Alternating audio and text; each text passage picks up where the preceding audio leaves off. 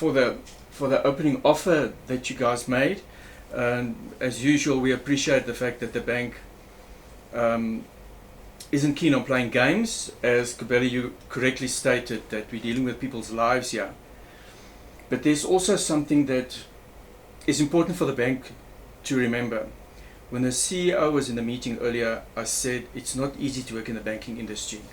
There's tremendous pressure that are placed on people.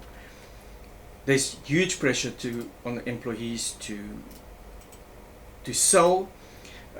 This year there was huge pressure, and last year and the year before there was huge pressure on staff to convert to the universal bankers. So there's a lot that the bank asks.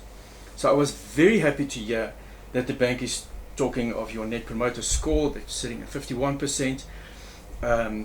Analysts will go to Standard Bank and say, the executives and the CEO is doing a fantastic job, but ultimately it's the employees that are responsible for the net promoter score being so high that form the backbone of your interaction that you have with your clients. That's very important to remember.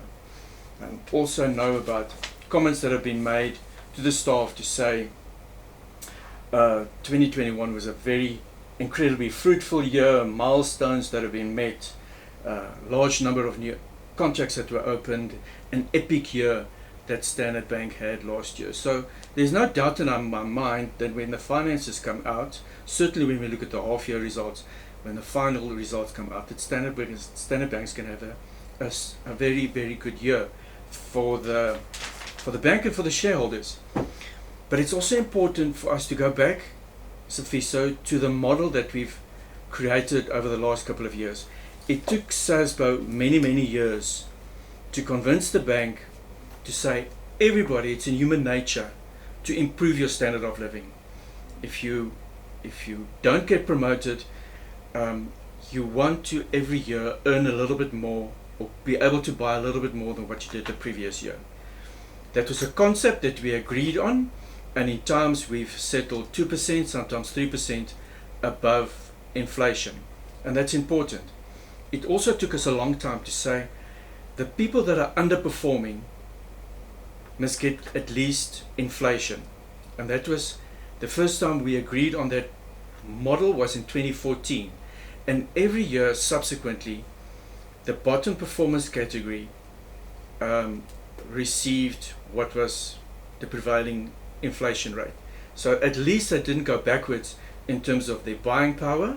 Staff members in the top three performance categories got better than inflation. Some people really got something higher than inflation. And then the bonus was to share in the profits that the bank made the previous year. And also we then argue about what the minimum should be for the top three performance categories. So, as I said earlier, we're grateful for the bank not wanting to play games, but we are disappointed that there was comments that were made in your discussion and in the opening session that we had this morning with the CEO that you're talking of average inflation. Now, for as long as I can remember, we have never used average inflation, and we've always used the December figure of inflation. So the buying power of our members, of everybody in the country, reduced by 5.9% from December 2020 until December 2021. I recall 1 year where during negotiations Stats SA brought out the December figure, and that meant there was a change in terms of how we proceeded with the negotiations. Having said that, we want to place our demand on the table following the offer that was made by the bank, and we want to make the following demand: the overnight spend of 9% with an increase of 8.5% for staff in the top three performance categories. As we've said, we've got a model and a rule, and there's no use us arguing any differently from what we've established and what we've communicated to our members, and then the way that they understand it also. So we're cutting down to the chase in terms of a salary increase of 5.9% for staff in the bottom performance category. Then in terms of the bonus, We're comfortable with the 6.5%. Safisa, you're also honest in saying that that's your mandate and you're playing open cards, and we appreciate that. But we would want to see staff in the top 3 performance categories get a salary increase or get a bonus payment of at least 5.5%. Can I go through those figures again? You can, thank you very much. Do you want me to go through it again? Yeah.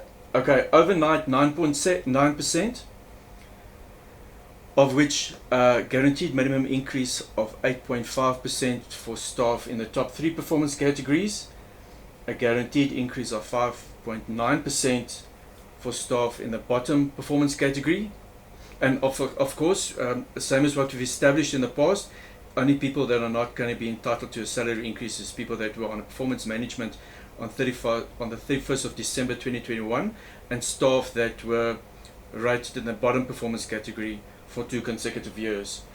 And then with regards to the bonus, we're comfortable with the 6.5%, but we want a guaranteed minimum bonus of 5.5% for staff in the top 3 performance categories.